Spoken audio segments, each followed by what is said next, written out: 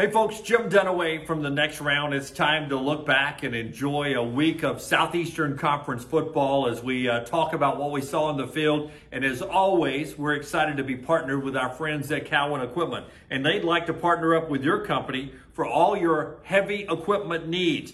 Visit everyone over at Cowan on their website at cowan.com to find out more about how you can save with your heavy equipment solution, from rental and new equipment sales to superior service and parts. It's all right there with our friends at Cowan Equipment. Visit cowan.com. That's cowan.com. Now let's check out the action. Hey, man, there's been some great names for these Mondays over the years. There's been Reaction Monday, Knee-Jerk Reaction Monday. There's been Excuse-Making Mondays after an Alabama loss. Has there been a good old Texas butt-whipping Monday label on one of these shows? Alabama gets beaten down in College Station. Great clap back from Texas A&M's football athletic department. You know how Alabama puts out these cool posters. I don't know how many schools do them, but Alabama really has gotten good at it. Yeah, on the postgame or the pregame? The postgame posters afterwards. Yep. Like they had a cool one. Forrester, do we have any of those? This is the one Alabama put out after they beat Ole Miss. And this is actually from the university, from Alabama. Yeah. Fresh popcorn. Now, that's after Alabama. So you knew Texas A&M was going to clap back this weekend after the win. It's a ball in a golf hole, and it's a scorecard. That is pretty funny. 41-38. I'll give him credit for that. Yeah, because, Nick Saban said, what, at golf? Yeah, that's pretty funny. So that's what Texas A&M did. But I would imagine this game, at least the performance you got from Alabama, not the outcome maybe, but the performance you got from Alabama, you saw coming. This was an entitlement loss. It really was. When you watched this game, and then you even heard some of the players echo, hey, look, practice wasn't great this week. And I think there was just so much put into this Ole Miss game. And this was the game everyone talked about in the offseason, but A&M had lost back-to-back games, and I think Alabama felt like they could go through the motions. They went off as 18.5-point favorites, and they were going to easily win this game. And they were soft defensively. There were so many missed opportunities. You brought up the kickoff return. To me, that was one of the two biggest moments in the game because you had momentum with a block punt for a touchdown, and then immediately it gets snatched from you. I have never seen a Saban team that had complete failures in every aspect of the game, except the only ones I can think of. The only area of the game where Alabama didn't have a failure was punt block and field goal. Those are the two areas of the game where you would look at it and say there wasn't a complete and total failure at some point in that game.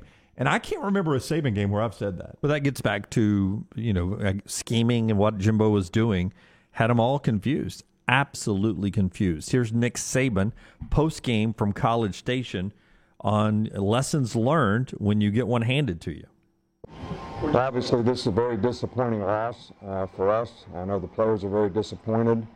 But I think that everybody needs to remember how they feel and not forget it.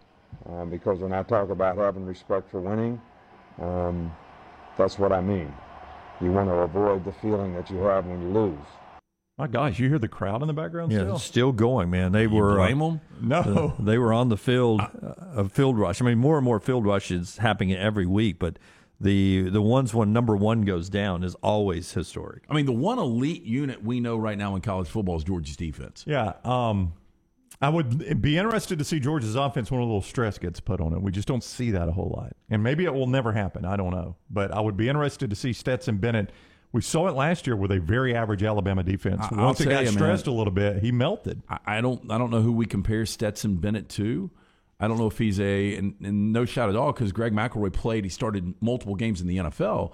But I don't think we give Stetson enough credit watching him Saturday against Auburn. I mean, he was making some good throws. He doesn't throw it a lot, but he uses his legs a little bit. I mean, he's kind of a savvy quarterback. He was making some great throws as far as, throwing receivers open. McConkey, how is that their number one receiver?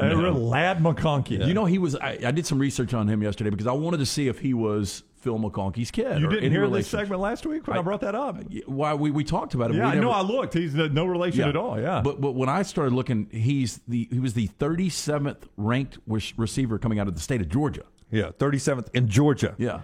Yep. And I wish I could give somebody the credit for the tweet, but I saw it. They're going to be a killer member guest partnership at the Atlanta Athletic Club. Stetson Bennett and Ladd McConkey. Yeah, they will be. Yeah. We're playing Bennett McConkey today. Oh, my God. Both will be ultra successful. They just won't be in the NFL. It's a close match late, though. I like the other team. But hey, I watched, from the Auburn press box seats, you're sort of at the end of the field, and some of his best throws were going away from me, and you could just see from the quarterback view, looks like he's covered, and then as he lets the ball go, the receiver is breaking perfectly into the open space. I was so impressed with Stetson Bennett, the fourth, leaving Jordan-Hare Stadium, and that entire Georgia team. That defense now has held 5 of their 6 opponents under 100 yards rushing. Auburn had 46, and I know some of that sack yardage, but you go back and just look at their positive runs and take out the sacks, and they don't get to 100. Every single receiver or tight end on Alabama's last year team would have caught the Shinker pass. Every single one of them. I thought so too. Yeah, I mean, again, it's not right on the money, but at some point you got to help your quarterback, and Auburn's receivers are not helping Bo Nix at all. Yep. Not at all. His offensive line is not helping him. He's not helping himself a lot of times, and his receivers aren't helping them. Yep. And, oh, by the way, his run game is no longer helping him because Tank Bigsby got abducted by aliens. I don't know what has happened to him. So weird. But he is a complete non-factor for Auburn right now. For early lean, though, on a Monday morning, Auburn is a 3.5-point dog on the road game in Fayetteville. Early lean for you is what? I don't know. I mean, Arkansas. I was asking y'all's early lean. I thought he was about to enlighten us on early lean. Arkansas is I'm not going to say much better team, but they're clearly a better team than Auburn. They seem to be the better team.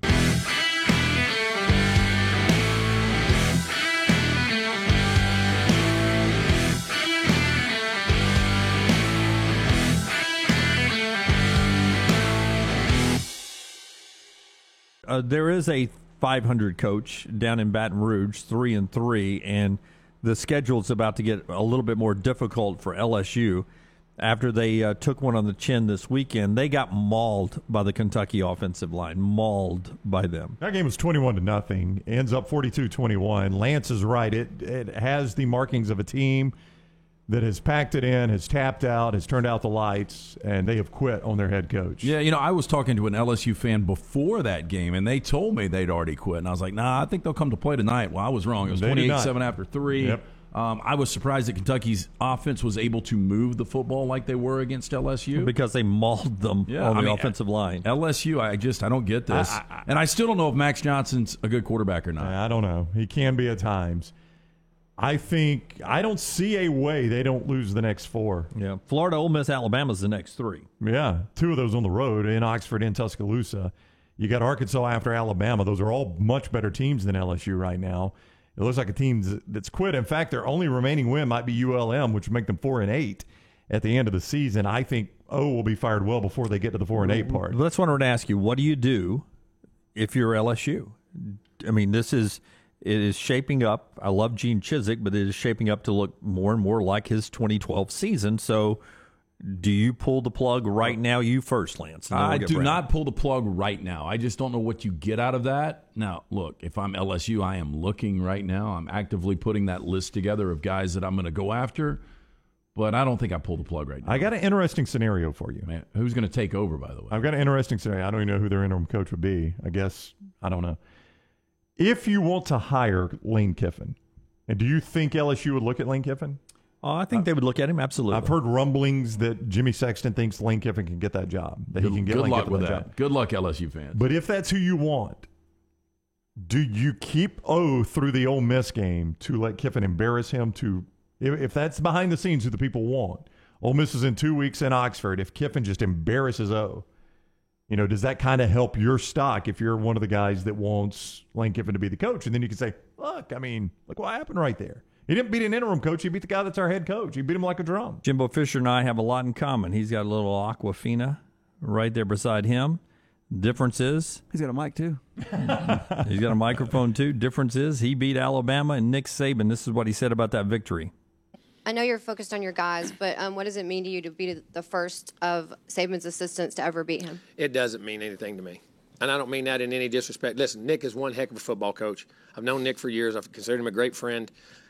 coach with him, have a lot of respect for him, and he's got great teams. And the thing that means something to me that our football team is learning to play against other good football teams and have success. And that's the important thing to me. It was inevitable somebody was going to do it in time. So, hey, it happened to be us. That's great. But that doesn't mean anything to me because that's not a goal that I'm trying to talk about or do. I want our organization, our program to do well. That's the only thing I care about. I thought that was a great answer. I was about to say that's 2 for 2 today for Jimbo. Didn't see the post press conferences, but on both of the answers that I've seen, and sometimes I can't understand what Jimbo's saying. But I thought he answered both of those questions extremely well, and that is the best way you could answer that. Yeah, I agree completely. Yeah. I agree. The other one was about what does this win mean for the program? It doesn't mean a heck of a lot if you don't go do something with it.